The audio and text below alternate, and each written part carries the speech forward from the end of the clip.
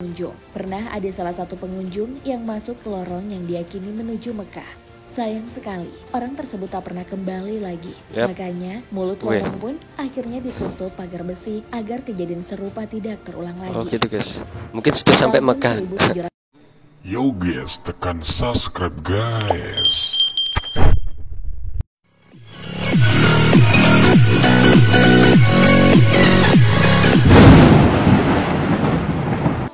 Assalamualaikum warahmatullahi wabarakatuh. Welcome back to my YouTube channel Al Cohriel.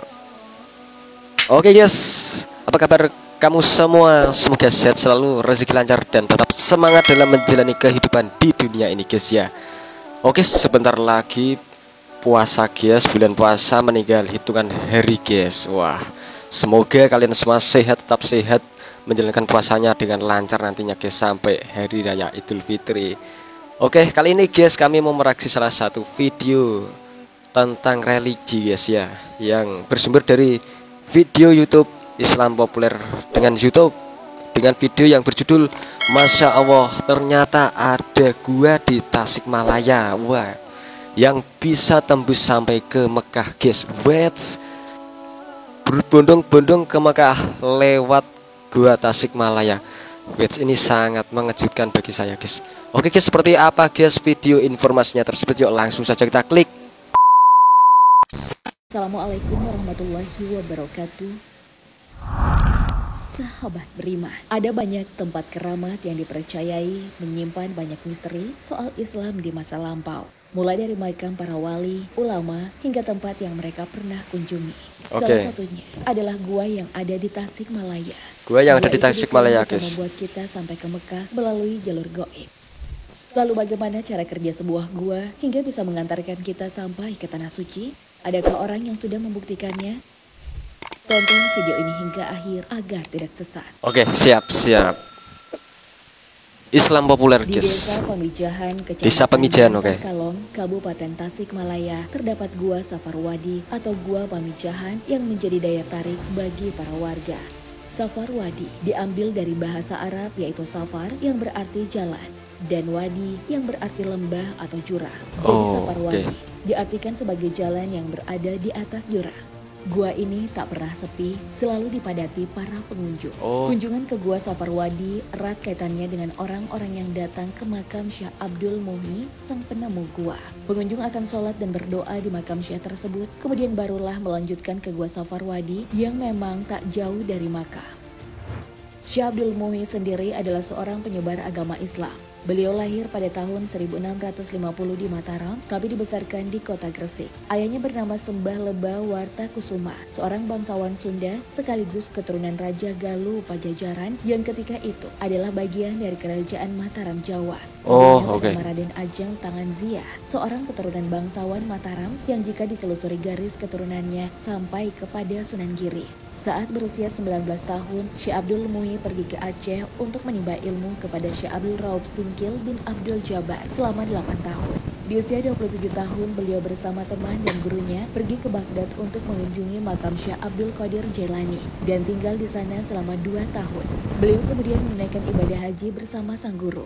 Di sanalah Syekh Abdul Rauf mendapat ilham bahwa di antara santrinya ada yang akan mendapat pangkat kewalian. Jika tanda-tanda itu sudah muncul, Syekh Abdul Rauf harus segera memberitahu santri tersebut untuk pulang dan mencari sebuah gua di Jawa Barat untuk bermukim di sana. Saat asar di Masjidil Haram, Syekh Abdul Rauf pun melihat tanda-tanda kewalian tersebut berupa cahaya yang langsung menuju Abdul Muhi. Dari situlah, sang guru pun menyuruh santrinya itu pulang dan meminta izin kepada orang tuanya untuk menetap di daerah bagian Jawa Barat. Sebelum berangkat mencari gua, Abdul Muhi terlebih dahulu dinikahkan dengan seorang perempuan bernama Sembah Ayu Bakta. Yang merupakan putri Raden Tumenggung Wiradada III. Perjalanannya mencari gua pun dimulai bersama istrinya. Daerah pertama yang mereka kunjungi adalah daerah Dharma Kuningan. Mereka kemudian menatap selama 7 tahun, tapi tak kunjung mendapatkan lokasi gua yang dimaksud. Syekh Abdul Muhi kemudian pindah ke Pamengpeuk daerah Garut Selatan dan bermukim selama setahun. Karena tak menemukan yang dicari, beliau lagi-lagi harus pindah ke Batuwangi dan Lebak Siu. Tapi hasilnya sama saja, tak ada gua di sana. Kemudian Syekh Abdul Muhi kembali melanjutkan pencarian ke Gunung Kampung Cilumbu atau Gunung Mujarot. Di antara kaki gunung itulah beliau menemukan gua yang selama ini dicarinya. Cara yang dilakukan Syekh Abdul Muhi untuk menemukan gua adalah dengan menanam benih padi. Jika begitu, hasil guys. panennya pas, tidak lebih dan tidak kurang, maka disitulah gua yang dimaksud. Beliau pun menanam padi dan berdoa kepada Allah Subhanahu wa Ta'ala. Dengan kekuasaan Allah, padi yang ditanam tadi segera tumbuh dan waktu itu juga berbuah dan menguning. Lalu dipetik dan hasilnya ternyata sama, sebagaimana hasil panen yang pertama. Dan benar saja, padi tersebut benar-benar sesuai dengan yang ditanam dengan yang dipanen. Selain itu, juga terdengar suara air terjun dan kicauan burung dari dalam lubang sebagai bukti adanya gua di sana. Maka berakhirlah pencarian gua Syekh Abdul Muhi. Terungkap juga bahwa gua Safarwadi telah lebih dulu digunakan oleh Syekh Abdul Qadir Jailani yang hidup kurang lebih 200 tahun lebih awal dari Syekh Abdul Muhi. Gua tersebut dulunya digunakan untuk menerima ilmu dari Imam Sanusi. Oh gitu. Gua tersebut dulunya digunakan untuk menerima ilmu dari Imam Sanusi, guys. Punya 2 pintu. Pintu masuk dari kampung Pamijahan, sedangkan pintu keluarnya ada di kampung Panyalahan. Di dalamnya sepertinya saya dulu pernah ke situ, guys, pas waktu saya masih sekolah SD itu kelas 2. Ikut orang tua saya itu ziarah di situ. Kayaknya guys, saya masih ingat tuh. Ada 17 pernah masuk ke dalamnya bahkan saya, guys. Sang wali untuk beribadah kepada Allah Subhanahu wa Ta'ala. Ada sumber mata air jernih yang masyarakat sebut dengan air Zam-Zam Pamijahan atau air kejayaan yang keluar dari sela-sela batu cadas. Para pengunjung sering membawa air tersebut untuk dibawa pulang sebagai oleh-oleh.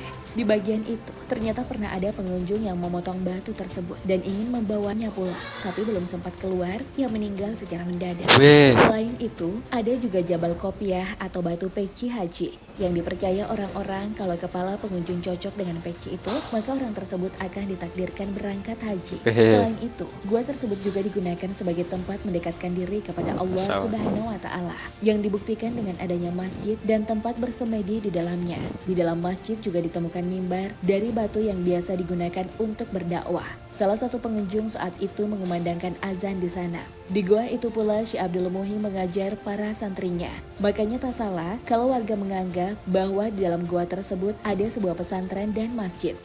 Ada lagi yang dinamakan pondok pesantren. Ada lagi yang dinamakan tempat muslim. Pondok pesantrennya. Heran kalau Gua Safarwadi menjadi salah satu destinasi wisata yang populer di Tasikmalaya dan banyak dikunjungi menjelang ataupun selama bulan Ramadan berlangsung. Ada kurang lebih 500.000 pengunjung per tahunnya ke kompleks pemakaman itu. Bagi yang ingin masuk ke dalam gua, mereka dilarang merokok. Larangan ini dipercaya datang dari Syekh Abdul Muhi. Saat memasuki gua, para pengunjung sambil melantunkan sholawat.